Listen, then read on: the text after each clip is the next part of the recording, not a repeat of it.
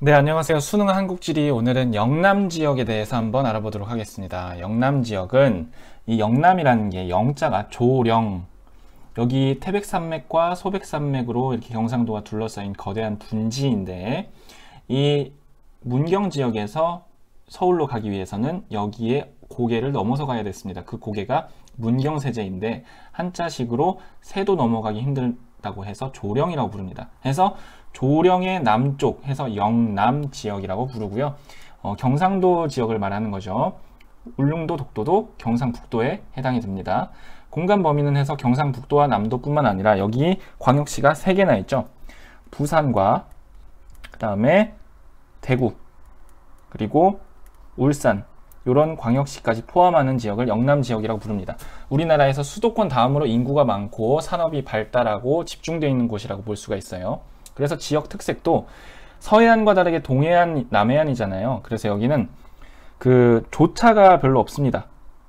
조차라는 거는 밀물, 썰물의 차이를 말하는 거죠. 그리고 수심이 바다가 깊어요.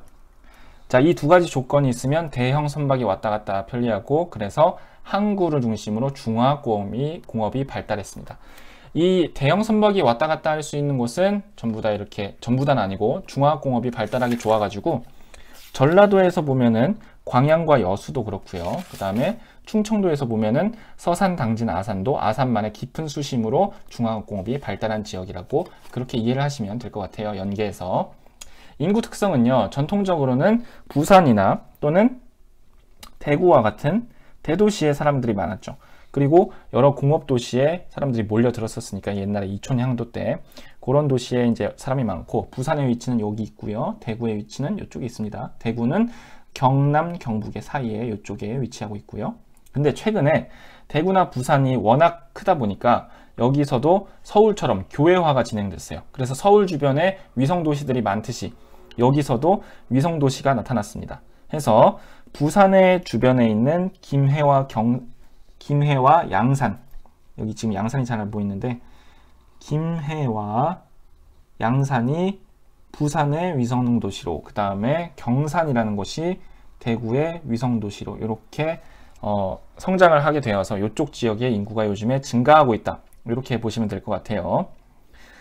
자, 그리고 그 인구 관련해서 이제 알아둬야 될 게, 농어촌 지역에 우리나라 인구가 전체적으로 감소하고 있잖아요. 그래서 전라남도도 그렇고 전라도도 그렇고, 그런데 여기도 그래요. 여기도 대도시가 우리나라에서 많은 곳이지만 대도시 공업도시를 빼면 나머지 영양이나 이런데 경북의 북부 농어촌이라든가 아니면 경상남도의 서부, 산청, 함양 이런 데는 인구 유출이 엄청나게 많이 일어나고 있습니다. 즉 농어촌 지역이죠. 해서 여기는 급속하게 고령화가 진행되고 있다. 이게 바로 또 중요한 인구 특성 중에 하나로 볼 수가 있겠습니다. 대도시로는 인구가 증가하고 대도시에서 교외화로 위성도시까지 등장하고 있지만 나머지 지역은 전부 다 인구가 감소하고 고령화가 진행된다는 거죠. 농업을 보겠습니다. 농업은요, 안동하면 안동, 대구 뭐 이런데 사과가 유명하죠. 그래서 그런 사과와 같은 과수 농업이 발전했고요. 여기는 과수가 많다. 과수까지만 쓸게요. 과수 농업인데.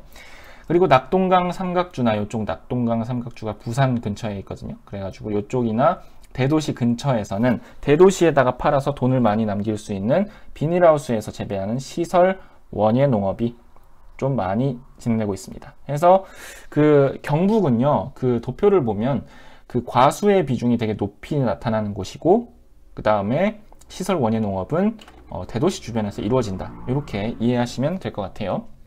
다음으로 전통 문화가 있는 도시, 한옥마을, 안동 한옥마을, 거기 유명하죠. 그 문화유산으로도 유네스코에 등재된 곳이고, 해서 안동이 전통문화도시로 유명하고요. 양반가들이 쭉 있는 곳이죠.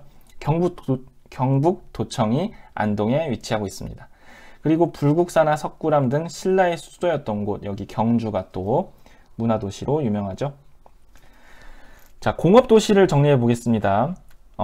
먼저 부산, 옛날에는 60년대 전에는 부산과 대구가 발전했어요. 부산은 신발 공장, 대구는 섬유 공장, 이런 것들로. 근데 이제 이런 건 노동집약적 공업이다 보니까 최근에 와서는 경쟁력이 많이 떨어져 가지고 최근에는 바뀌고 있습니다. 자, 최근에는 이제 공업을 영남 내륙에 있는 대구와 구미 그리고 남동 임해 공업지역으로 구분을 하는데, 대구는 섬유가 많이 경쟁력이 떨어지긴 했지만 그래도 꽤 비중이 있고요. 자동차나 기계로 이렇게 경쟁력을 키우고 있습니다. 그리고 구미라는 곳은 이쪽에 대구보다 좀 더 북쪽에 있는데 여기는 전자조립 이런 걸로 유명한 공업도시라고 기억하시면 될 것 같고, 남동임의 공업지역은 워낙 유명하죠. 포항부터 쭈루루룩. 포항은 포스코가 있죠. 제철공업이 유명한 곳이고, 울산은 종합공업도시죠. 공업도시로 광역시까지 됐고, 석유화학, 자동차, 조선 모든 게 다 있는 공업도시입니다. 그리고 부산은 최근에 기계나 자동차 이쪽으로 또 경쟁력을 키우고 있고요. 부산도 그래서 노란 색깔 대도시이면서 공업도시로 선생님이 표시를 해놓은 겁니다. 부산에서 더 가면 창원이라는 곳이 있고요. 창원은 기계공업이 발전했습니다. 창원은 원래 마산, 창원, 진해 이렇게 있었는데 이게 세 개가 통합된 통합창원시로 현재는 행정구역이 불리고 있고, 그 다음에 거제도에는 조선소가 있죠. 거제하면 조선소 압도적인 비중을 차지하고 있습니다. 자, 다음 시간에 이 공업에 대해서 좀 더 자세하게 도표로 비중을 도시별로 살펴볼 거고요. 오늘은 영남 지방의 특성, 중화공업이 발달했고 전반적으로 위치는 소백산맥과 태백산맥으로 둘러싸인 분지의 형태로 낙동강이 중간에 크게 흐르면서 있고, 이 조령의 남쪽을 영남이라고 불렀다. 섬진강과 소백산맥을 경계로 충청도, 전라북도, 전라남도와 경계를 하고 있고 북쪽으로는 강원도가 있다. 이렇게 영남 지방의 특성에 대해서 살펴봤습니다. 감사합니다.